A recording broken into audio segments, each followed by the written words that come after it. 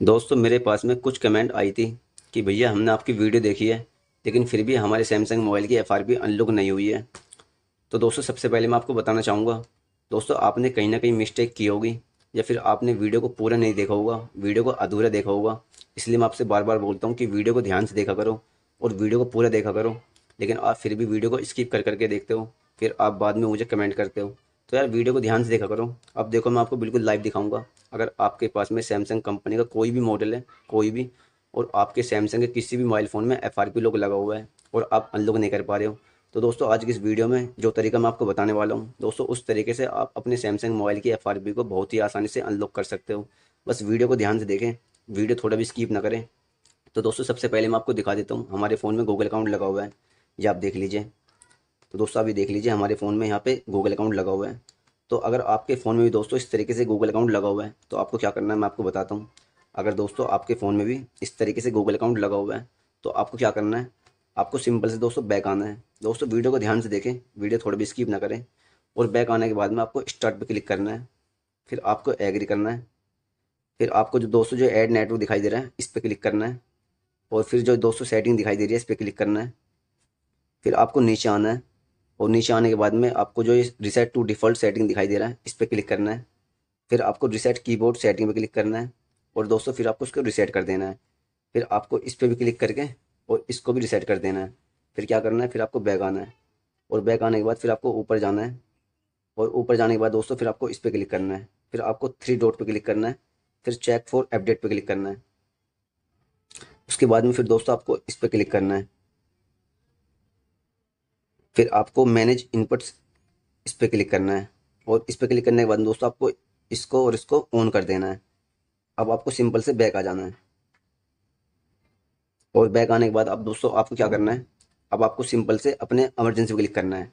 और अपने इमरजेंसी पे क्लिक करने के बाद दोस्तों आपको यहाँ पे डायल करना है star hatch 999 star 1 8 8 3 star 2 4 0 0 star है। दोस्तों आपको यहाँ पे इस कोड को डायल करना है।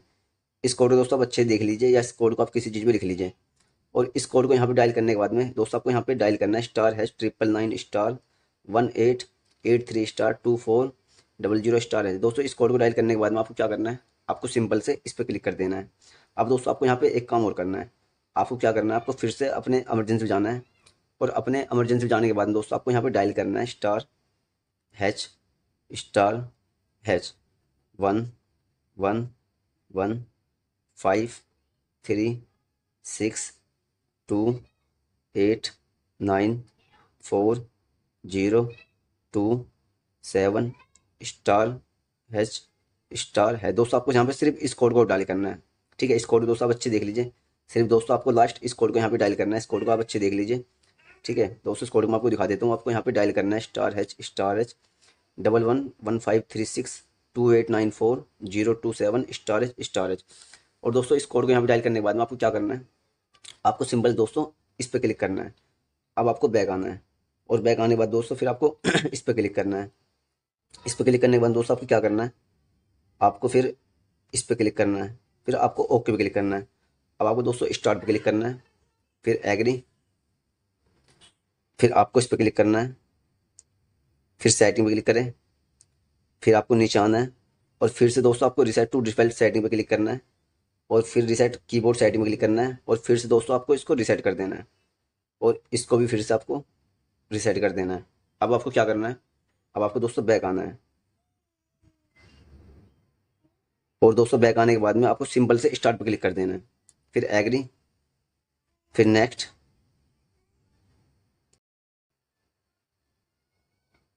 फिर दोस्तों आपको डोंट कॉपी पे क्लिक करना है। तो दोस्तों हमारे फ़ोन में जो एफ आर पी लोगो लगा हुआ था वो अनलॉक हो चुका है। मैं आपको दिखा देता हूँ। दोस्तों मैं यहाँ पे वीडियो की स्पीड थोड़ा फास्ट कर देता हूँ, तो वीडियो को ध्यान से देखते रहें।